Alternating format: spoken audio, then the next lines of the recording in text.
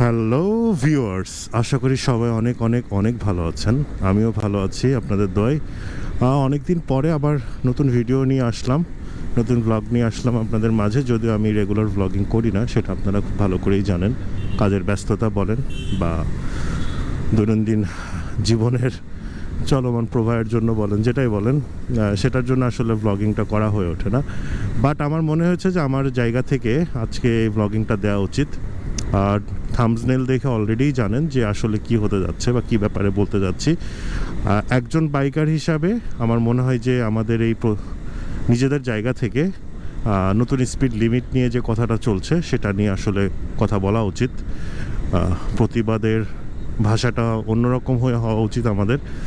So আমার জায়গাটা থেকে আমি সেই কথাগুলো বলার জন্য আসলে ভিডিওটা করা।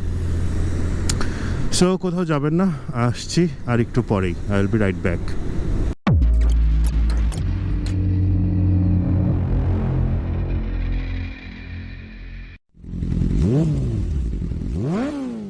বাংলাদেশে নতুন করে একটা রুলস জারি করা হচ্ছে। আই ডোন্ট নো এটা এখন অফিসিয়ালি হয়েছে কিনা, যে মহাসড়কে বা আন্তঃজেলাতে বা ইন্টারসিটিতে বাইকের স্পিড 30 থাকবে, হাইওয়েতে থাকবে 50, আর এক্সপ্রেসওয়েতে থাকবে 60। যেখানে কম্পেয়ারিং উইথ আদার্স অন্যদের স্পিড লিমিটটা এটার থেকে অলমোস্ট 10 বা 20 কিলোমিটার বেশি থাকবে গাড়ি এবং বাসের জন্য। এটা নিয়ে আসলে বলা, সেটা হলো যে কেন জানি না এই ডিসিশনটা এসেছে এবং এখানে কোন থিঙ্কিং থেকে আসলে এই ডিসিশনটা আসলো। বাট আমরা যারা রাস্তায় গাড়ি চালাচ্ছি বা চালাই, তারা কি ধরনের প্রবলেমটা ফেস করি বা করতেছি, এই ব্যাপারটা আসলে যারা নীতি নির্ধারক তারা আদৌ কি উপলব্ধি করতে পারছেন কি না, সেই ব্যাপারটা নিয়ে আমার একটু সন্দেহ আছে। কারণ হলো, ধরুন সিটির ভিতরে আপনি 30 কিলোমিটার গতিতে চালানোর ব্যবস্থা করছেন বা রুলস করেছেন বাইকের জন্য। এখন একটা রাস্তায় তখনই চালানো যায় যখন বাইকের জন্য বা একটা যানবাহনের জন্য নির্দিষ্ট একটি লেন সিস্টেম থাকে, যে এই লেনে এই যানবাহনটা চলবে এবং তার ম্যাক্সিমাম স্পিড থাকবে এত, 30 বা 40 যেটাই বলেন। সেক্ষেত্রে আমাদের রাস্তায় মনে হয় না যে এই ধরনের লেন আমরা কেউ মেনটেন করে চলি না। লেনের মার্কিং আছে না, লেনের জন্য আলাদা করে কোনো ব্যবস্থা করা আছে।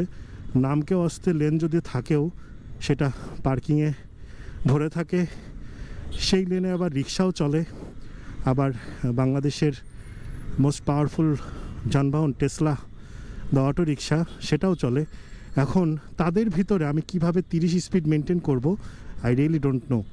পাশাপাশি আর একটা প্রবলেম যেটা আছে, যে আমি যখন এই ব্যাপারটা অ্যাভয়েড করার জন্য লেন চেঞ্জ করব, অর্থাৎ আমাকে বাধ্য হয়ে সেকেন্ড এবং ফার্স্ট লেনে যেতে হচ্ছে, তখন কিন্তু অন্য যে যানবাহনগুলো আছে যাদের স্পিড লিমিট 40 বা 50-এর উপরে, তারা কিন্তু আমাকে স্পেস দিবে না। তারা তাদের রেগুলার যে স্পিড আছে সেটা মেনটেন করলে আমার 30 স্পিডের জন্য তারা বিরক্ত হবে। অনেক ক্ষেত্রে হতে পারে যে তারা আমাকে চাপও দিতে পারে, অনেক ক্ষেত্রে হতে পারে তারা আমাকে ধাক্কাও দিতে পারে, যেটা আমার অ্যাক্সিডেন্টের একটা কারণ হয়ে দাঁড়াবে। আবার আমি যদি স্পিডটা মেনটেন না করি তাহলে আমি কেসও খেতে পারি, এবং কেসের আই থিঙ্ক ধারা করেছে 3 বছরের কারাদণ্ড এবং 10,000 টাকা জরিমানা। সো কোন দিকে যাব, আসলে উভয় সংকটে পড়ে যাওয়ার মতো একটা কন্ডিশন হয়েছে, যে আমি 30-এর উপরে নিজেকে সারভাইভ করার জন্য চালানোর চেষ্টা করব, নাকি আমি জরিমানা দিব, নাকি আমি জেল খাটবো। এই প্রশ্নগুলো শুধুমাত্র আমাদের থেকে আস্কিং বা আমার থেকে আস্কিং বা প্রত্যেকটা বাইকারের থেকে একটা কমন আস্কিং। এই প্রশ্নটা আমরা যখন করছি এটার একটা উত্তর চাই আমরা। আসলে স্পিডটাকে কিভাবে কাউন্ট করা হচ্ছে? যেমন ফ্লাইওভারে যখন অনেক বেশি গাড়ির চাপ থাকে তখন আমরা বাম সাইড দিয়ে যাই, অর্থাৎ ফাঁকা জায়গাটা দিয়ে যাই। সেইটাকে কি আমাদের স্পিড হিসাবে কাউন্ট করা হচ্ছে, যে বাইকতেই স্পিডেই যায়, সাইড দিয়ে যাচ্ছে, নাকি আসলেই রোডে আমাদের ইম্প্যাক্ট স্পিডটা কাউন্ট করা হচ্ছে? এখন অনেকেই বলতে পারেন যে ভাই শহরে তো অন্যান্য দেশে একটা ফিক্সড স্পিড লিমিট আছে, বাট ফিক্সড স্পিড লিমিটটা কি যানবাহনের ক্ষেত্রে নাকি ওই রোডটার ক্ষেত্রে সকল যানবাহনের জন্য প্রযোজ্য? এখন 30 কিলোমিটার পার আওয়ার যদি স্পিড আমাদের জন্য ফিক্সড করে দেওয়া হয়, স্পেশালি বাইকের জন্য, তাহলে আমাদের রিকোয়েস্ট থাকবে তাহলে সব গাড়ির জন্য এটা করে দেওয়া হোক। বাসও 30-এ চলবে, প্রাইভেট কারও 30-এ চলবে, তাহলে কেউ কাউকে ওভারটেকও করবে না, চাপও দিবে না, এবং আমি অ্যাটলিস্ট সেফলি চালাতে পারবো। আমার সিকিউরিটিটা মেনটেন করতে গেলে আমাকে স্পিড আপ করতে হচ্ছে, আবার আমি স্পিড ডাউন করলে পর আমার সিকিউরিটি কম্প্রোমাইজ হচ্ছে, আবার স্পিড আপ করলে আমাকে আইন কম্প্রোমাইজ করতে হচ্ছে। তাহলে আমরা যাব কোথায়? প্রশ্নটা আসলে এখানে। দেখেন স্ট্যান্ডে থামবে, বাস স্ট্যান্ড ছাড়াও থামবে, লোক নামাবে, লোক ডাকবে, সময় নিবে, তার জন্য তো আমি বসে থাকতে পারবো না পিছনে, কারণ সে আমার লেনটা কাভার আপ করে ফেলছে। আবার তার লেনে যখন আমি যাব তখন পিছনের গাড়ি আমাকে মেরে দিবে। আসলে এখানে আমার করার কি আছে? আমার মনে হয় বাইকার ইন থেকে যে প্রবলেমগুলো ফেস করতে পারি, দেখেন আমার গাড়ির স্পিড এখন 53, আমার পাশের গাড়ি কিন্তু 53-এর উপরেই চলতেছে। মানে 30-এ যদি আমি এখন এখানে চালানো শুরু করি, আমাকে ক্রস করে সবাই চলে যাবে। সো আমার লুকিং গ্লাসে অনেকগুলো গাড়ি দেখা যাচ্ছে, তারাও কিন্তু আমাকে খানিক পরে চাপ দেওয়া শুরু করবে যে আমি তাদের কি বলে স্পিডটা ডাউন করে দিচ্ছি, আমার কারণে তো সে স্যাক্রিফাইস করবে না। আমি জাস্ট দেখাই যে 30-এ চালালে পারে বাকি গাড়িগুলা কত দ্রুত আমাকে ক্রস করে যায়। তারপর আমি 35-এ আছি, আমি যদি আরেকটু কমাই, এ হলো আমার 30 স্পিড, এটা হলো আমার রেগুলার গতি।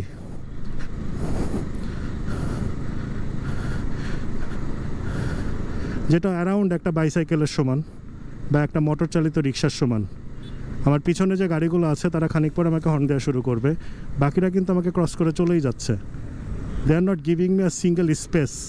সি, আমি এই স্পিডে থাকলে এই ক্রসিংটা আমি কিভাবে করব?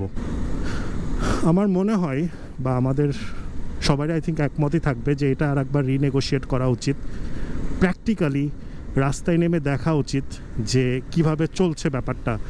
যখন জ্যাম থাকে তখন সবাই আটকা থাকে জ্যামের ভিতরে, সেখানে অ্যাভারেজ স্পিড 5-10 কিলোমিটার বা 15 কিলোমিটার পার আওয়ার হয়ে যায় সকল গাড়ির ক্ষেত্রেই। কিন্তু যখন রাস্তা ফাঁকা থাকে, নোবডি ওয়ান্ট টু ওয়েট যে আমি একদম স্লো স্পিডে চালাবো, যে স্পিডটা আমাকে লিমিট হিসাবে দেওয়া হচ্ছে সেটাতে চালাবো। তারা প্রত্যেকেই চেষ্টা করবে ভায়োলেট করে চলে যাওয়ার, and you can't control every one.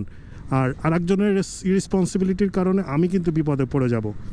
এখন আমি যে কথাটা বলেছিলাম এর আগে যে ফ্লাইওভারে যখন আমরা এইভাবে আটকে থাকি, এখন আমার গাড়ির স্পিড কিন্তু 25 থেকে 26 বা 30ই মনে করেন, এটা হলো আমার এখন এভারেজ স্পিড জ্যামের ভিতরে।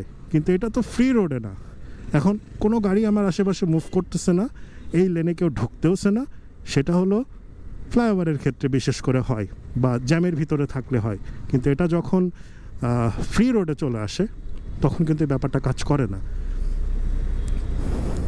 তা আমার মনে হয় সকল বাইকারদের উচিত তার নিজস্ব জায়গা থেকে এই ব্যাপারগুলো নিয়ে কথা বলা, ভয়েস রেস করা, যেটা আমরা লাস্টবারও করেছিলাম অ্যাজ এ টিম। সম্পূর্ণ ব্যক্তিগত একটা মতামত যদি বলি যে এভাবে যদি চলতে থাকে বা এই স্পিড লিমিটে যদি আমাদের রাখে, তাহলে শুধু এখানে না, এটা তো সিটির ভিতরে বলছি, যখন হাইওয়েতে যাব বা এক্সপ্রেসওয়েতে যাব, এক্সপ্রেসওয়েতে লেন মেনটেন করে চালানোর চেষ্টা করা যায়। বাট প্রবলেম হলো যে এক্সপ্রেসওয়েতে যে লেনটা থাকে, সার্ভিস লেনের মতো যেটা থাকে, সেটাতে ম্যাক্সিমাম টাইমেই কুকুর শেয়ালের ডেড বডি পড়ে থাকে, যেটা খুব রিস্কি। রাত্রিবেলা তো খুবই রিস্কি, দিনের বেলা বুঝে চালাতে পারলে তো বেঁচে গেলাম, আদারওয়াইজ বিপদ। আর দ্বিতীয়ত আমার পাশে যে গাড়িগুলো যাবে তারা 80-90, এমনও দেখেছি যে আমি 80-তে চালাচ্ছি, প্রাইভেট কারগুলো সব পাস হয়ে যাচ্ছে 110-120-এ। আর একটা ব্যাপার হলো যে ছাপড়ি রাইডারের ক্ষেত্রে যে ব্যাপারটা আছে, দেখেন ছাপড়ি রাইডার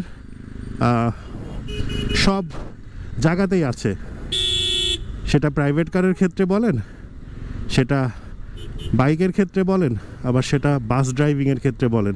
এবং সবচেয়ে হরেবল ব্যাপার হলো বাস ড্রাইভিংয়ে যে ছাপড়ি আছে, you can't, I mean unbelievable লেভেলের। আপনি যদি বাস রাইডিংয়ের বিভিন্ন গ্রুপগুলো দেখে থাকেন বা চ্যানেলগুলোর ভিডিও যদি দেখে থাকেন, ধরেন যে বাইক ছাপড়ি বা প্রাইভেট ছাপড়ি যারা আছে, তারা হয়তো কিছু অংশের জন্য তাদের নিজেদের লাইফ রিস্কে দিয়ে আর কি, বা লাইফ রিস্কিং করে তারা ভিডিওগুলো আপলোড করছে বা ড্রাইভিং করছে রোডে।